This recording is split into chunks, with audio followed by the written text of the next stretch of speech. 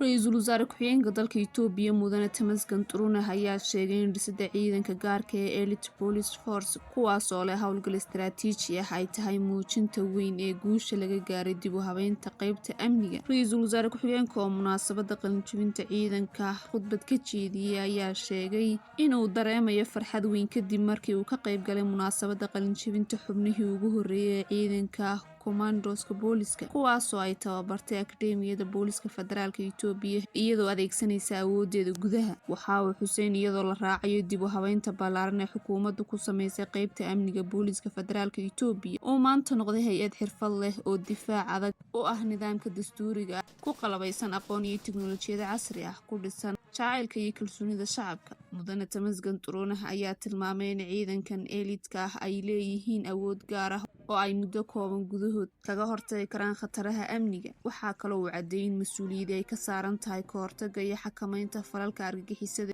iyo dembiyada culus ee caqabada ku ah madax bannaanida dalka iyo nabadda shacabka.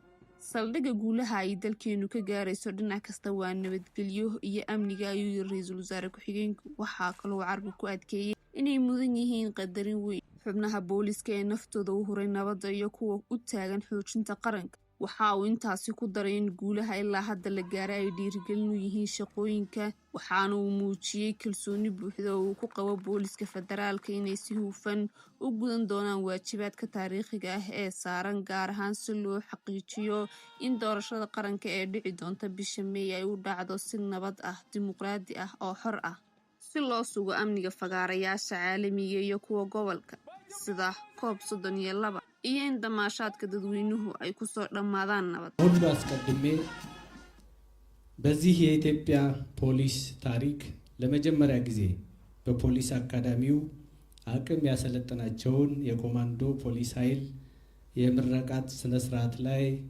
በመገኘቴ በራሴና በኢፌዴሪ መንግስት ስም ደስታዬን እየገለጽኩ ለኢትዮጵያ ፌደራል ፖሊስ aad iyo aad ayaan ugu faraxsanahay inaan ka soo qayb galo xafladda qalinjebinta xubnaha ciidamada booliska ee Commandoska oo ay tababartay Akademiyada Ciidamada Booliska ee Itoobiya markii ugu horeysay iyo inaan arko ciidankan booliska ee geesiyaasha. Dawladdeenu waxay hirgelisay dib u habeyn ballaaran oo ku saabsan laamaha amniga. Ciidamada booliska Itoobiya waxay noqdeen ilaalo xooggan oo loogu talagalay nidaamka dastuuriga ah oo ah hay'ad xirfad u leh isla markaana ay u dheer tahay xirfadaha tiknoolajiyada casriga.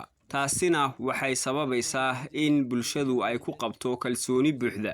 Ciidanka booliska Itoobiya waxay leeyihiin awoodo gaar ah oo si hufan ay ugu xalin karaan khataro kasta oo jira. Waxay mas'uul ka yihiin ka hortagga iyo xakamaynta isku dayada argagixisada iyo dembiyada halista ah ee caqabadaha ku ah madax bannaanida dalkeena iyo nabadgelyada dalkeena. Waxaan kalsooni buuxda ku qabaa ciidamadeena booliska federaalka sida ay u gudan jireen waajibaadkooda isla markaana hadda ay u gudan doonaan kaasi oo ah mid taariikhi ah. Tanina waxay hubinaysaa doorashooyinka qaran ee la qaban doono si loogu qabto nidaam dimuqraadi ah oo xor ah. Xubnaha maanta qalin jebiyay ciidamada booliska waxay astaan u yihiin midnimada qaranka iyo madax bannaanida dalkeena Itoobiya.